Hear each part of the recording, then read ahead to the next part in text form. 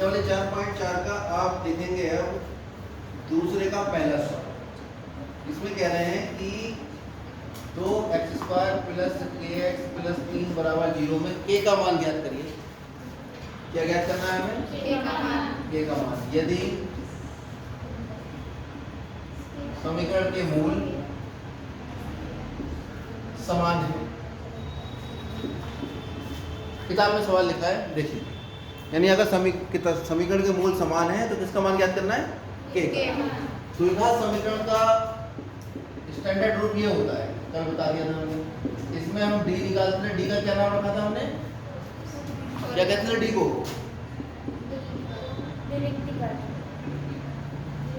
विविक्तिकर। और विविक्तिकर मूलों के लक्षण बताता है और ये बताता है कि समीकरण के मूल किस प्रकार के होंगे। अगर d का मान 0 है तो समीकरण के मूल कैसे थे? वास्तविक और समान। ये बात आपको याद है। और d को क्या कहते हैं हम? तो यहाँ बता रखा है कि समीकरण के मूल समान है। इसकी तुलना पहले इस इक्वेशन से करो तो a का मान कितना आएगा? 2। b का मान 1 और c का मान 3। कैसे पता लगा?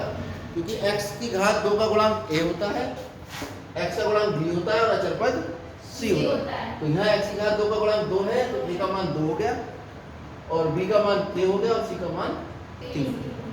अब हम निकालेंगे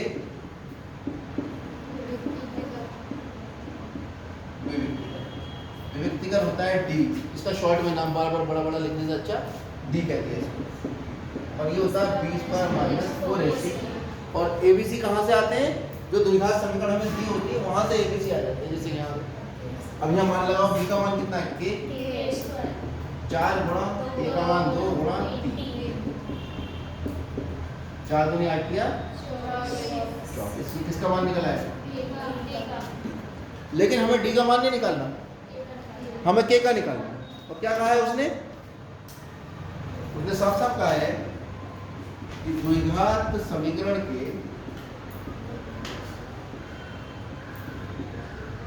मूल कैसे हैं? और अगर द्विघात समीकरण के मूल समान होते हैं तो d के मान के बारे में क्या जानकारी है आपके पास? d यानी विविक्तिकर। विविक्तिकर के बारे में क्या बताया था कल? कितने बच्चे आए थे हाल कल? बस, बाकी सब एब्सेंट थे।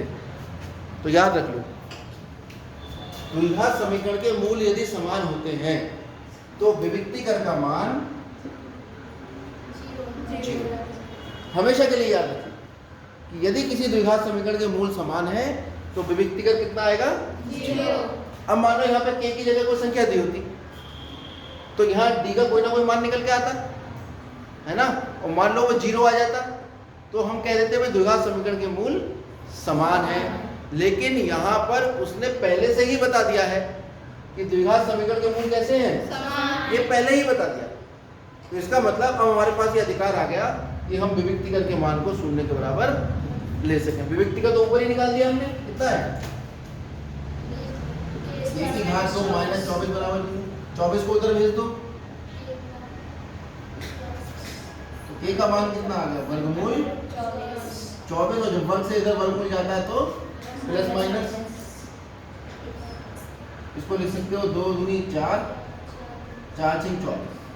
2 बार गुणा हो रहा है, एक बार बाहर है, 2 वर्गमूल 6। तो k के 2 मान निकल आए, k बराबर 2 वर्गमूल 6 या k बराबर -2 वर्गमूल 6। जो बच्चा k का एक मान निकाल के आएगा उसके नंबर भी आधे हो जाएंगे। ठीक है, इसलिए ध्यान रखना इसमें। अगला सवाल। अब तो बात समझ में आ गई ना?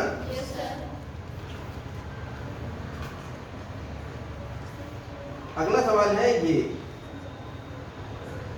Example number 17।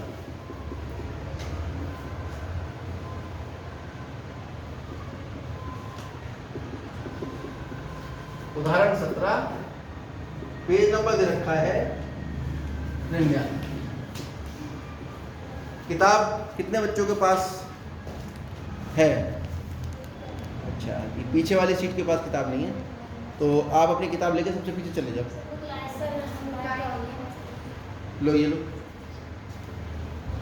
और हाँ एक पीछे वाले सीट पर दे दो, है ना। अब सबके पास हो गई किताब?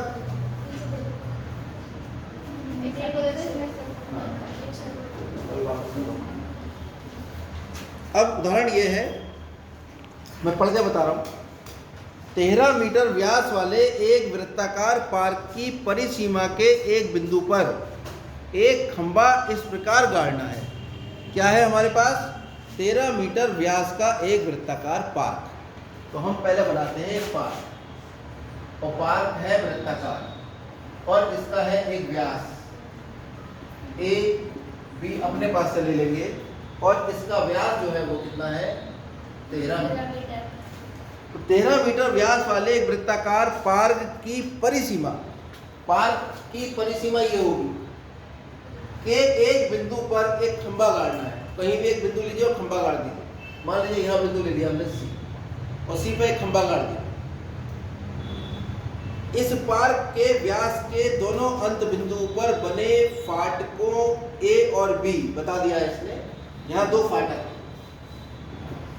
एक फाटक यहाँ है और एक फाटक यहाँ है, और सी पे लगा दिया हमने खंबा। इन फाटकों की दूरियों का अंतर 7 मीटर है। यहाँ से इससे दूरी और इससे दूरी दोनों का अंतर कितना है? 7 मीटर। तो एक व्यास के अंदर ए और बी के खंभों से बने दूरी का अंतर 7 मीटर है, यानी AC माइनस BC बराबर 7। फाटक जो लगे हैं पार्क में, वहाँ एक खंबा लगा है वृत्ताकार पार्क के बाउंड्री पर। वहाँ से जो फाटक है उसकी जब दूरी हम फाटक से हम उस खंबे की दूरी निकालते हैं, तो इस फाटक से दूरी जितनी भी थी और इस फाटक से दूरी जितनी भी थी, दोनों का अंतर कितना है? 7। तो बड़ी दूरी कौन सी है? ये वाली दिखाई दे रही है हमें। कोई कैसा चित्र बनाएगा? किसी की जो दूरी बड़ी आएगी, बड़ी में से छोटी दूरी हटा लीजिए। अंतर तो यही हुआ ना, AC माइनस BC बराबर 7, और वो भी मीटर में। अब आपको ये बताना है कि दोनों फाटकों से कितनी दूरियों पर खंबा गाड़ना है। ये लो बेटा देखो। तो सबसे पहले उसने ये बता दिया कि भाई वृत्ताकार पार्क का व्यास, पार्क का व्यास कितना है? 13 मीटर। व्यास है तो कहां से होके जा रहा होगा? केंद्र से। और हमें मालूम है कि ये वृत्त की परिधि है, और वृत्त का व्यास वृत्त की परिधि पर कितने डिग्री का कोण बनाता है? जानकारी है किसी को? तो लिख लो, वृत्त का व्यास परिधि के किसी बिंदु पर 90 डिग्री का कोण बनाता है। या आपने कुछ इस तरह से भी पढ़ा होगा, अर्धवृत्त में स्थित कोण समकोण। 8वीं कक्षा में आप पढ़ के आए कि अर्धवृत्त में स्थित कोण समकोण होता है। तो ये कोण आपका, आप देख रहे हैं वृत्त का व्यास है, और ये वृत्त की परिधि पर एक बिंदु लिया है, उससे जब हमने इसको जोड़ा तो ये कोण कितने डिग्री होना चाहिए? 90 डिग्री होना चाहिए। ये बात आपको याद रखनी है, कुछ चीजें याद रखनी है। तो अगर किसी वृत्त के व्यास को हम वृत्त की परिधि पे स्थित किसी बिंदु से मिलाते हैं, तो वृत्त का व्यास हमेशा परिधि के बिंदु पे कितने डिग्री कोण बनाता है? 90। ये बात कितने बच्चों को याद रहेगी? तुम नहीं रखोगे याद? चलो हाथ दीजिए। तो अब आप हमेशा के लिए याद रखेंगे कि वृत्त के व्यास के सिरों को वृत्त की परिधि से मिलाने पर जो कोण वृत्त की परिधि पे बनता है वो 90 डिग्री का होता है। और जहां 90 डिग्री वहां समकोण त्रिभुज बन जाता है। आप बताइए समकोण त्रिभुज बनाया नहीं? तो यहाँ पर त्रिभुज ABC कैसा है? समकोण त्रिभुज है। जहां समकोण त्रिभुज आ गया वहां पर एक व्यक्ति का नाम जरूर आता है। क्या नाम है? पाइथागोरस। पाइथागोरस। फिर में लग जाएगी तुरंत। क्या कहती है पाइथागोरस फिर में? कण का वर्ग बराबर लंब का वर्ग प्लस आधार। कोई दिक्कत यहाँ पे? थोड़ा सा यहाँ पर हम चेंज करते हैं। हम मान लेते हैं कि माना BC बराबर x मीटर, ठीक है? तो BC हो गया कितना? x। और AC माइनस BC यानी AC का मान कितना आ गया यहाँ से? 7 प्लस BC यानी 7 प्लस x। तो AC का मान आ गया हमारे पास 7 प्लस x। 90 डिग्री के सामने वाली भुजा कोण कहलाती है। बाकी दोनों में से किसी को भी लंब किसी को भी आधार ले लो जब तक हमें कोई कोण ना दिया। तो कोण कितना है इस त्रिभुज का? बिल्कुल ठीक। लंब कितना है? किसी को भी मान लो। 7 प्लस x को हमने लंब मान लिया और आधार कौन हो जाएगा? ये समीकरण जो बनेगी इसे हल करके हम पता करेंगे कि खंबा गाड़ा भी जा सकता है नहीं इस स्थिति में। भाई हो सकता है कि ये कह रहा है कि भैया प्रतिबंध क्या है कि जहां भी खंबा गाड़ोगे उस खंबे की दोनों गेटों से दूरी का अंतर 7 मीटर है। तो क्या ऐसी स्थिति में खंबे को गाड़ा जा सकता है या नहीं गाड़ा जा सकता, ये भी तो आपको ज्ञात करना पड़ेगा। बात समझ आ रही है? कितने बच्चों का आ रही है? हाँ, तुम्हें नींद आ रही है बेटा, हैं? सो के नहीं आई घर पे? चलिए 13 का वर्ग कितना होगा? 169। ये a प्लस b का वर्ग है, कितना होगा ये? a का वर्ग प्लस b का वर्ग प्लस 2 गुणा a गुणा b प्लस x का वर्ग। अब ये x का वर्ग और x का वर्ग जोड़ के कितना हो जाएगा? ये तो हुआ 169 plus 49 plus x square plus 7 दूनी 14x प्लस x की घात। तो ये जो हमारे पास बना वो बना 2x की घात 2 प्लस कितना हुआ 14x प्लस 49 और ये इधर प्लस वाला इधर आके क्या हो जाएगा? माइनस। और इधर क्या रह जाएगा? जीरो। जब सब कुछ इधर ले आओगे तो उधर तो जीरो ही बचेगा ना। कोई दिक्कत यहाँ तक?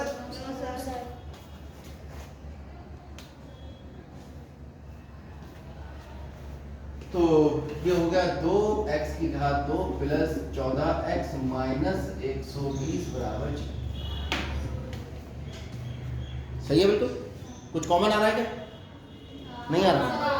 दो कॉमन ले लो तीनों में से। क्या बचा? x की घात 2 प्लस 7x माइनस 60 बराबर 0। ये गुणा कर रहा है, 2 इधर क्या करेगा?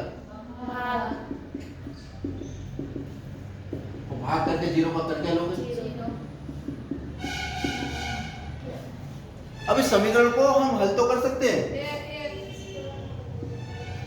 इस समीकरण को हल तो कर सकते हैं, लेकिन समस्या सबसे बड़ी ये है कि ये हल होगी या नहीं पहले ही पता लग जाए तो हल करने में हमें आसानी हो जाएगी। पता लगा हम इसे हल भी करें और ये हल भी ना हो। तो सबसे पहले क्या निकालेंगे इसका? याद रखो वही समीकरण हल हो सकती हैं जिनका विविक्तिकर या तो शून्य आ जाए या धनात्मक आ जाए। जब बार बार एक शब्द का हम प्रयोग कर रहे हैं विविक्तिकर का, तो याद कर लो विविक्तिकर कहाँ है? विविक्तिकर ये रहा, ये इतना बड़ा बड़ा लिखा है विविक्तिकर। इसका छोटा नाम क्या है? डी। विविक्तिकर बोलने में अगर किसी को परेशानी है तो डी बोलने में कोई दिक्कत नहीं। और कितना होता है विविक्तिकर का मान? स्क्वायर बोलने में दिक्कत है, b की घात 2 माइनस 4ac। इतने में भी दिक्कत है तो b गुणा b माइनस 4 गुणा a गुणा c, ऐसे याद है। और ये भी याद नहीं हो रहा है, ठीक है? तो फिर कुछ नहीं हो सकता। चलो अब ये आपके पास जो द्विघात समीकरण थी वो ये थी ax square plus bx plus c बराबर 0। a का मान बताओ। जब कुछ नहीं है x की घात 2 का गुणांक तो कितना मानेंगे? 1। b का मान बताओ। वो x का गुणांक होता है, ये उतारने पर ध्यान बाद में दे बच्चे, समझने में ज्यादा ध्यान। और c का मान कितना होगा? ठीक है। अब ये चेक करने के लिए कि इसका मान संभव है या नहीं, क्या निकालेंगे हम? विविक्तिकर। अब विविक्तिकर को बार बार मैं नहीं लिखूंगा, विविक्तिकर कई बार बता, ये पहले जांच लेते हैं। तो 7 का स्क्वायर माइनस 4 गुणा 1 गुणा माइनस का 60, तो 49 प्लस 6 24 240 कितना आ रहा है 289। ये तो धनात्मक है, ये ऋणात्मक है। धनात्मक सबको धनात्मक लग रहा है, किसी को ऋणात्मक तो नहीं लग रहा है, नहीं लग रहा है। चलो बहुत अच्छी बात है, क्योंकि जिसका कोई निशान नहीं होता उसका निशान हम ऋणात्मक नहीं मानते, ऋणात्मक आएगा तो दिखेगा नहीं। अब यानी इस समीकरण के मूल कैसे होंगे?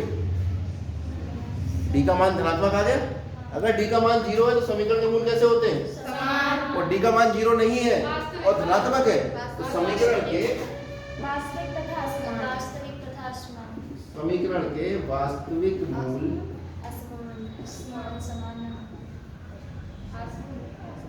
समीकरण के मूल वास्तविक तथा असमान मूल असमान तथा वास्तविक होंगे, यानी खंभा गाड़ा जा सकता है। वास्तविक और असमान होंगे यानी निकल के आएंगे, और निकल के आएंगे इसका मतलब आप खंभा गाड़ सकते हो पूरे पार्क में, बाउंड्री पर, जहां पर उसकी सिरों से फाटक से दूरी 7 मीटर हो। और अगर ये ऋणात्मक आ जाता तो समीकरण हल ही नहीं होती, और समीकरण बनी कहां से है? समीकरण बनी है उस स्थिति जो दी थी, तो हम कहते हैं भाई खंभा नहीं गाड़ा जा सकता। बात समझ आ गई? अब जब हमें ये पता लग गया कि इसके मूल ज्ञात किए जा सकते हैं, तो मूल ज्ञात करें कैसे?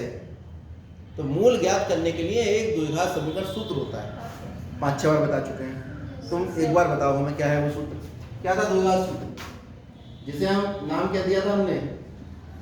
श्रीधराचार्य सूत्र। क्या था जरा बताओ? x बराबर कितने बच्चों को याद है? हाँ बोलो। माइनस बी प्लस माइनस हाँ बटे चाहिए। Very good. सूत्र तो याद रखने पड़ेंगे, घर पे जाके कॉपी बंद करके यहाँ दोबारा आके ही वो कॉपी खुलेगी तो सूत्र याद नहीं होगा। वो सूत्र तभी याद होगा जब कॉपी आप यहाँ से बंद करके घर लेके जाओगे, उसे घर जाके 1-8 घंटे खोल के देखोगे कि आज हमें क्या पढ़ाया था और आज हमें कल हमें क्या पढ़ाया जा सकता है, तभी आपको वो सूत्र याद होंगे। ठीक है, इस बच्ची में और आप में बस अंतर इतना ही है, इन्हें घर जाके खोल के देखा होगा कि कैसे कैसे सूत्र आज क्या पढ़ाया। चलिए, अब सूत्र जब हमें पता लग गया तो सारे मान भी तो हमें पता होंगे। देखो बी कितना बताओ? -7 प्लस माइनस डी कितना आया? 289। 2 और ए कितना है? 289 क्या होता है? 17 गुणा 17 होता है। तो ये हो गया आपके पास -7 प्लस -17 गुणा 17। तो अंडर रूट से कौन बाहर आएगा भाई? 17 बाहर आ जाएगा। x बराबर -7 प्लस 17 बटे प्लस माइनस 2। तो एक बार प्लस का निकाल लेंगे और एक बार माइनस। तो x बराबर आ जाएगा यहाँ से x बराबर -7 प्लस 17 बटे 2, और दूसरा x का मान क्या आएगा यहाँ से? -7 माइनस 17 बटे 2। तो यहाँ से 7 प्लस 17 कितना हो गया? 17 में 7 घटाओ और 10 को 2 से भाग करो 5। या कितना आ जाएगा भाई? -7 माइनस 17 -24। -24 को 2 से भाग करो कितना आएगा? और x माना क्या था हमने? x हमने दूरी मानी थी BC। फाटक B से बिंदु खंबे C की दूरी हमने क्या मानी थी? x। तो दूरी तो ऋणात्मक नहीं होती, ठीक है, दूरी ऋणात्मक। इसका मतलब x बराबर -12 को हम छोड़ देंगे। इसमें क्या मान आएगा निकल के यहाँ से? x बराबर 5। कहाँ लिखे? यहाँ लिखो दूरी ऋणात्मक नहीं होती। जब नहीं होती है तो x का मान कभी भी बराबर नहीं हो सकता -12 के। अतः x बराबर कितना आ गया? 5। तो x इसको माना था मैंने BC को, BC आ गया आपका 5 मीटर। तो AC कितना आ जाएगा? AC आ जाएगा 5 प्लस 7 कितना आ जाएगा? 12। कोई दिक्कत किसी को? समझ में आ रहा है ना? 7+h लिखा है तो h की जगह मान लगा दो, चलो 7 + 5 लिख लो, कंफ्यूज ना हो जाओ तुम। अतः फाटक ए से, फाटक सी से, फाटक बी से खंबे सी की दूरी कितनी है? 5 मीटर है। और फाटक ए से खंबे सी की दूरी कितनी मीटर है? 12 मीटर। और दोनों का अंतर कितना आ रहा है? 7। ठीक है, किताब में भी हल दे रखा है और यहाँ भी हमने करा दिया।